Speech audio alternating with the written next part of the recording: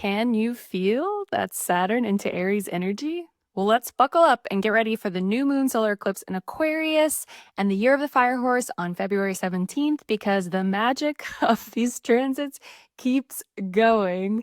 Hello, celestial beings. It's me, Mel, aka Apocalyptic, and I am on a mission to make mysticism more accessible and supportive through tarot readings, astrological updates, and guided meditations that fit seamlessly into your schedule.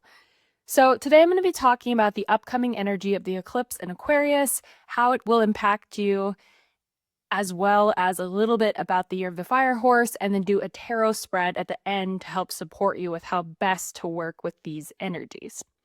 As always, though, I'm going to start by kind of grounding us into the energy that is also around.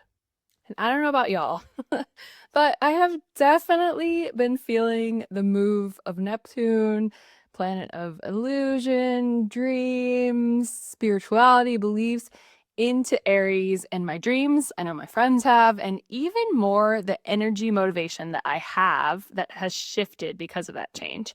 I also feel like we're seeing this in the collective as more and more people are sort of waking up to reality, and maybe not in the most sort of pleasant wake up way. Now, though, we have Saturn in Aries. As you're listening to this, Saturn will be in Aries as well. And while Neptune is known as a boundary dissolver, Saturn, of course, is Mr. Boundaries. So this is this really interesting juxtaposition. But anyway, we've talked about this in the 2026 forecast, in the February forecast, and I'll talk about it again in the March forecast. So let's get into the new moon solar eclipse in Aquarius. Now, this is kicking off a new cycle of eclipses with the North Node in Aquarius and the South Node in Leo. We're not completely saying goodbye to the Pisces-Virgo axis of eclipses that we were dealing with last year.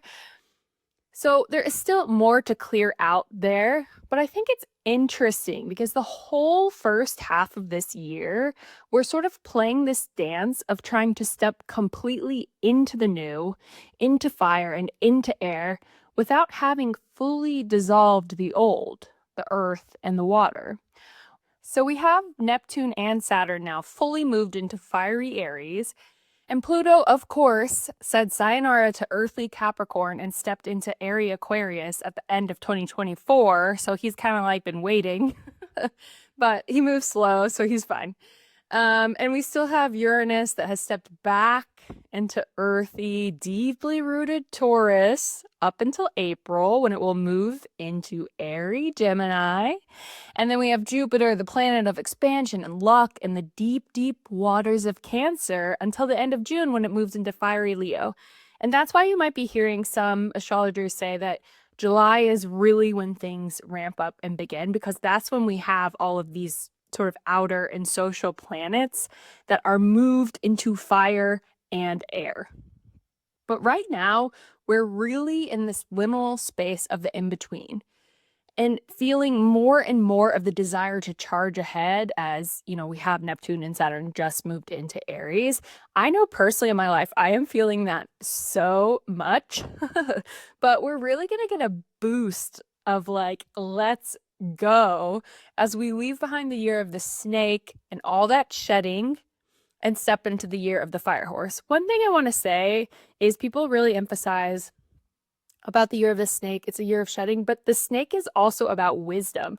So yes, we've shed these old patterns, but we've picked up wisdom along the way, and we're going to need that as these things move fast with the year of the fire horse and all of these transitions of these outer planets into fire and air. Okay. So enough about that. Let's talk about the eclipse. So one thing I want to say before we get into the new moon solar eclipse in Aquarius and what it means for you is just to remind you that while this is a new moon, this is not a good time for intention setting like other new moons usually are. And that is because solar eclipses are like the great truth revealers.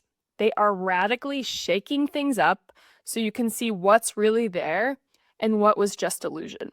So we're better suited to focus our energy on observing what the eclipse is revealing in our lives and letting that redirect us versus trying to force and direct the energy with intention setting.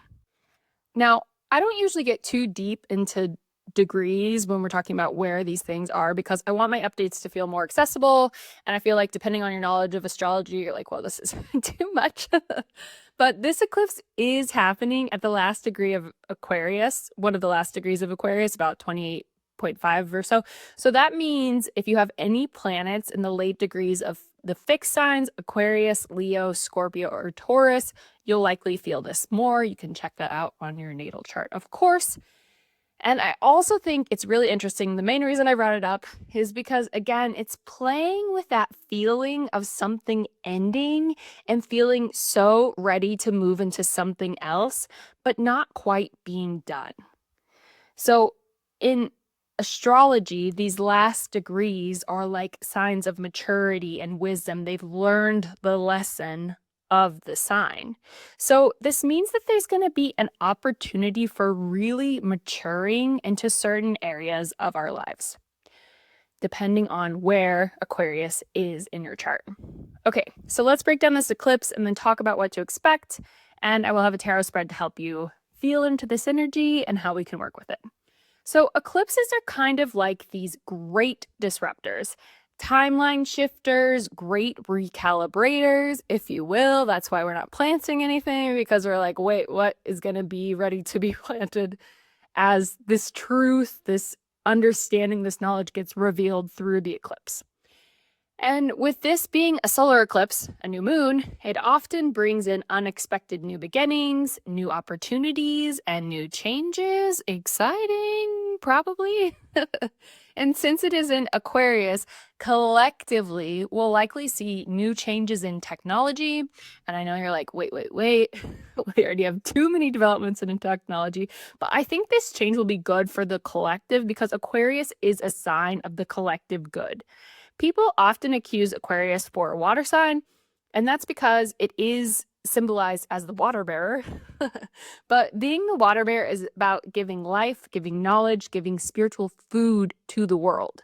Aquarius wants to bring enlightenment, knowledge, and understanding to the collective. And it does this through innovations in technology that we use. And that's why I wouldn't be surprised if we have some major technological innovations.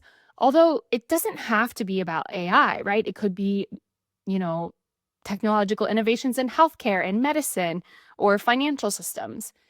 And it could also be disruptions in how we govern ourselves as the collective, especially because we have Pluto hanging out there. Wouldn't that be nice? Okay.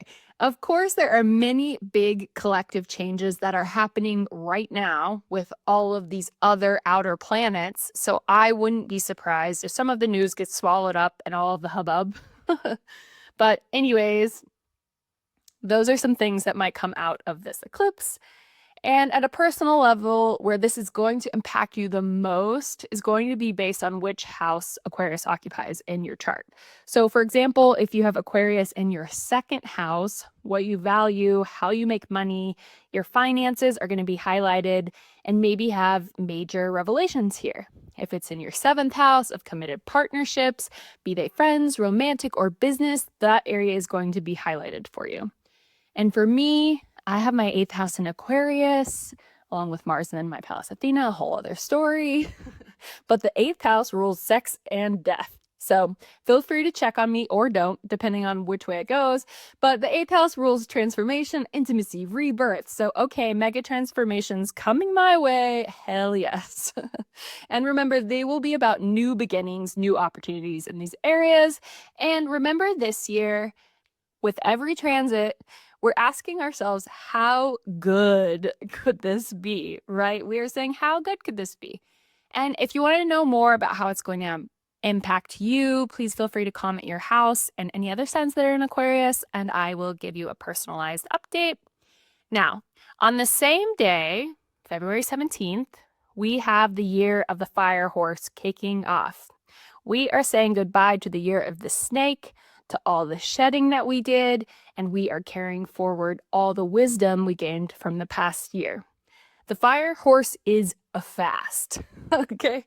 He is moving.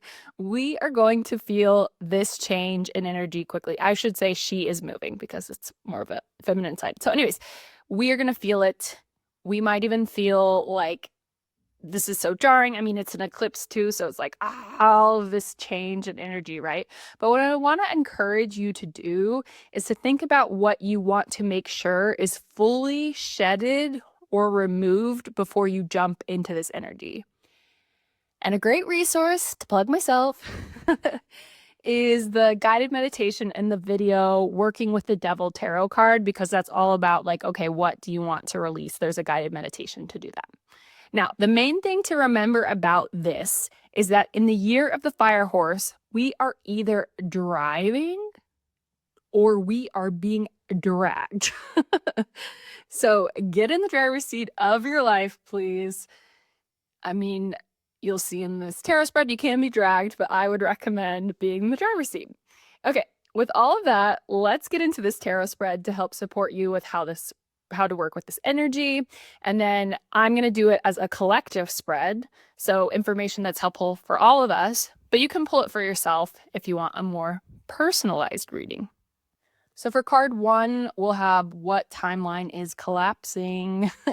What old future can no longer continue? This card's going to show us outdated identities, expired systems, beliefs or roles we've outgrown, and what the eclipse, what the end of the year of the snake is removing, whether we like it or not. Card 2 is what truth is being revealed or exposed. So we're going to have information coming to light, realizations we can't unsee, collective personal wake-up calls, aha moments. And then card 3, where do I still have personal choice? We always have a point of agency in the storm. I know it feels like there's so much going on, but I think holding on to where do I have agency is going to ground us so much. And it will show us, where we still get to decide, how to orient ourselves, what we can choose.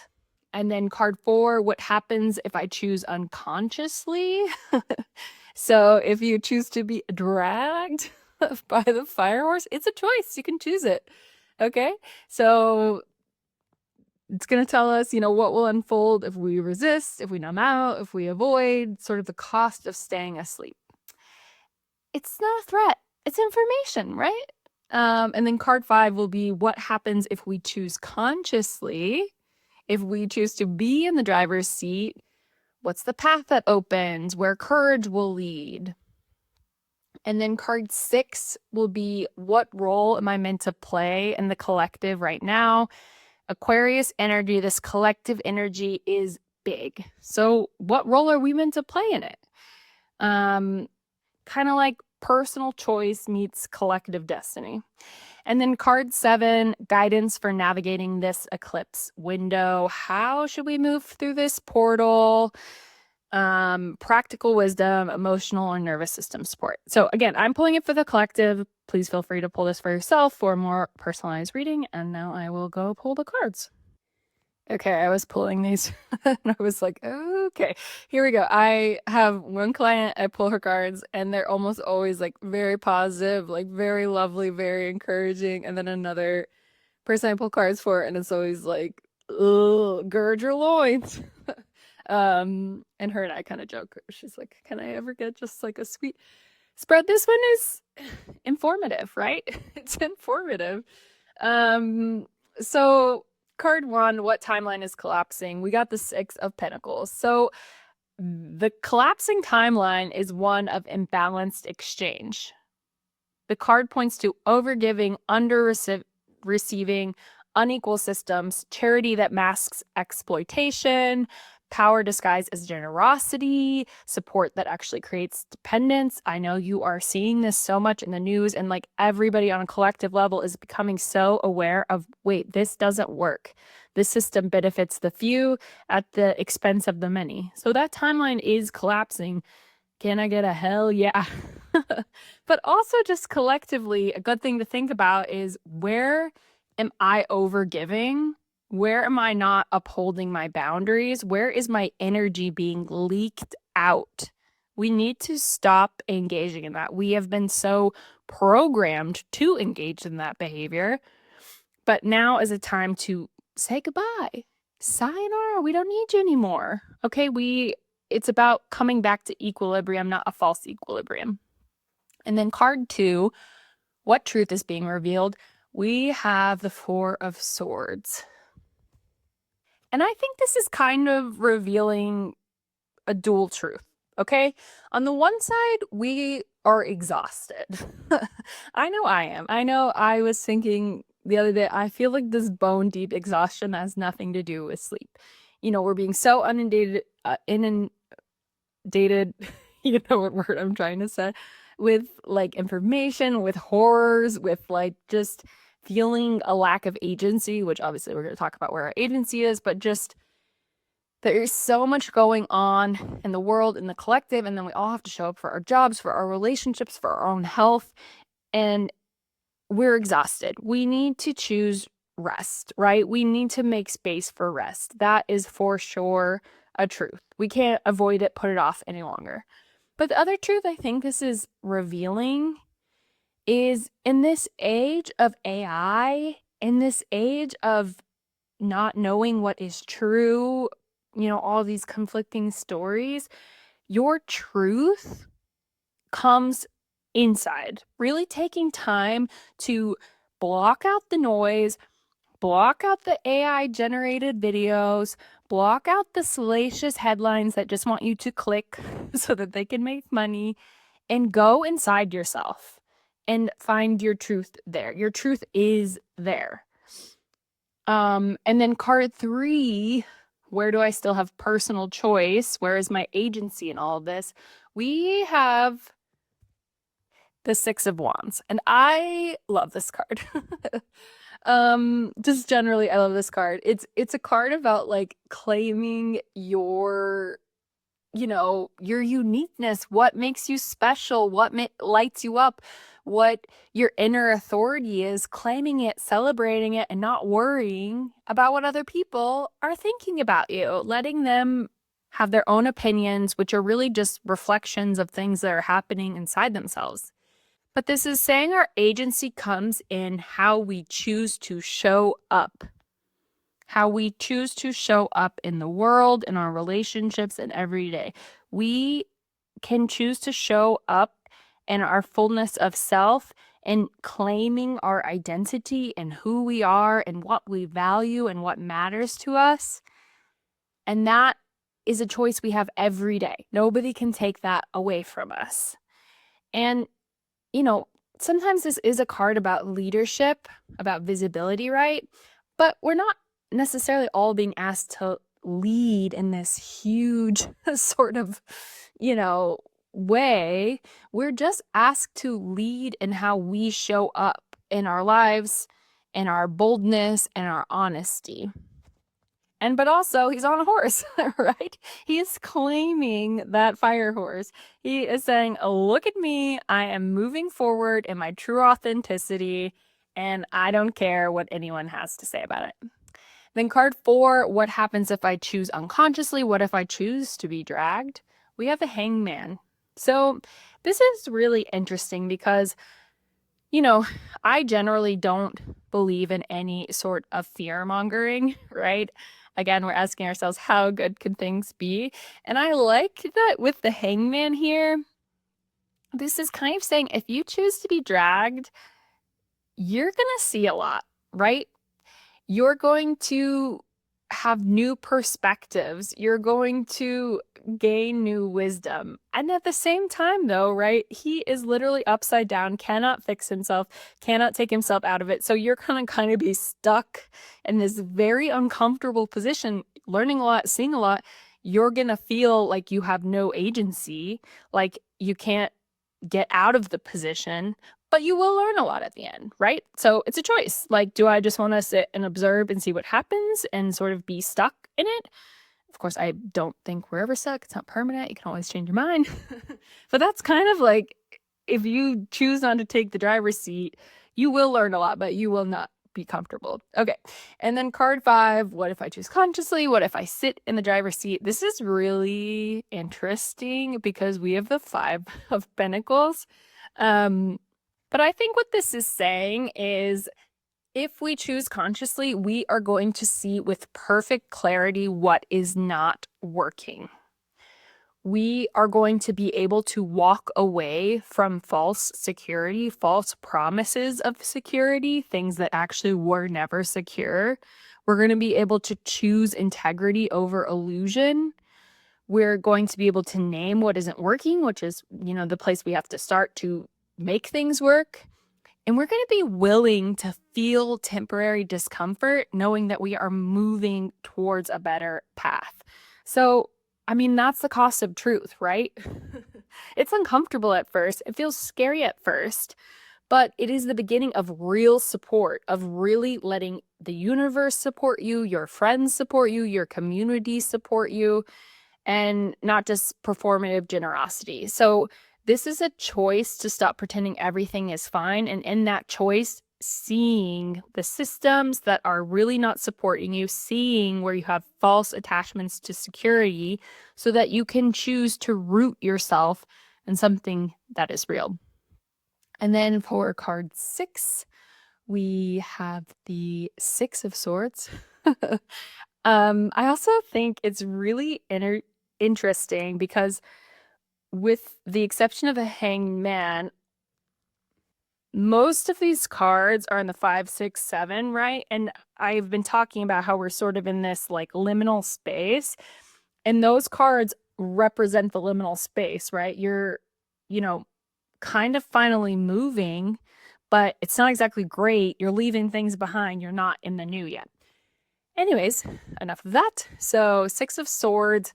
So we are meant to be transitional guides, right? We're meant to help move people from chaos to clarity. And a lot of this just comes from, understanding the energy that's going on and feeling confident in our bodies and in ourselves. Like, this is change, but it's going to be good.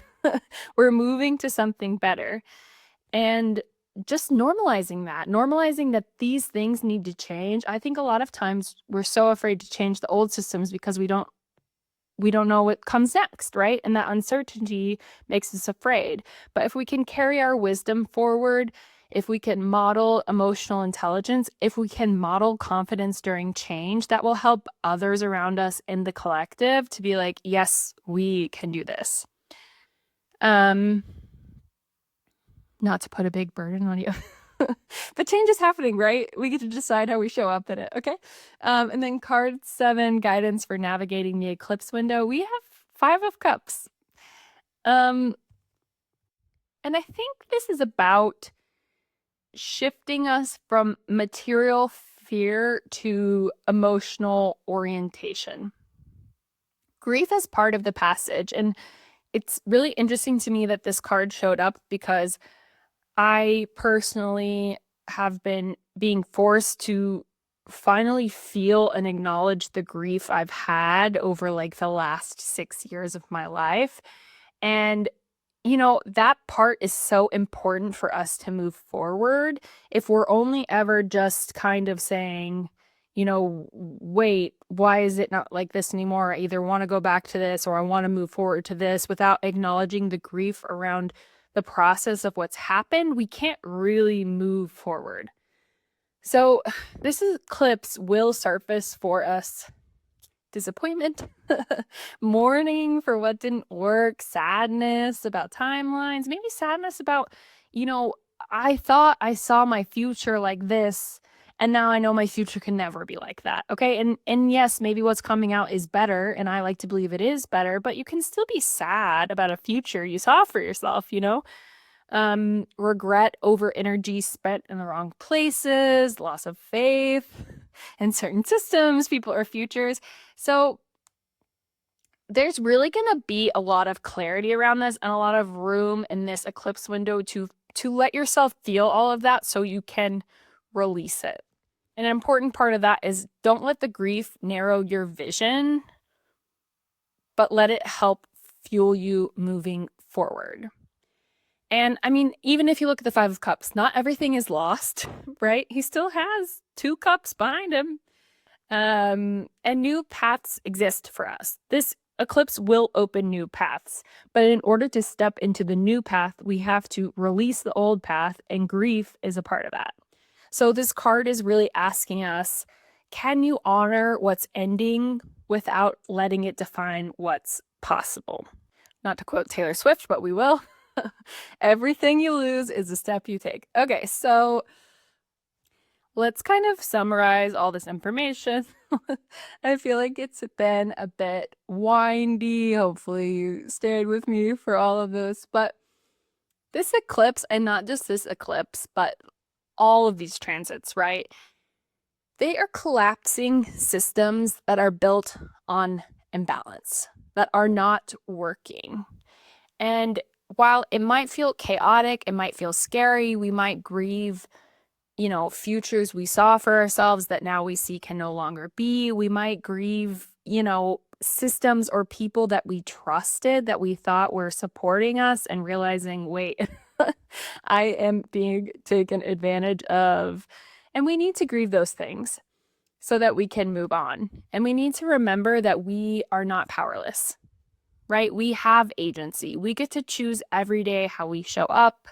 We get to choose how we claim our voice, how we model integrity. We get to choose how we take care of people around us. And we get to imagine a new world and start to model what that could look like for people around us. To say, you're right, these things aren't working.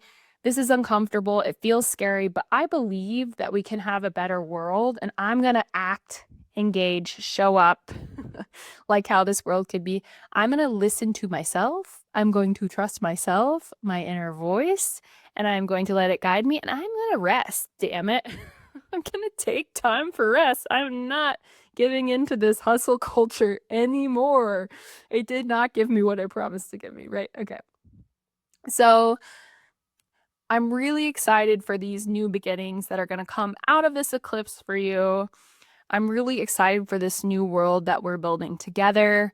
If you have any questions from this, please feel free to leave it in the comments, or you can always email me, and I will see you very soon for the March update. Happy Valentine's, depending on when you're listening to this. Happy February 13th. What an exciting day.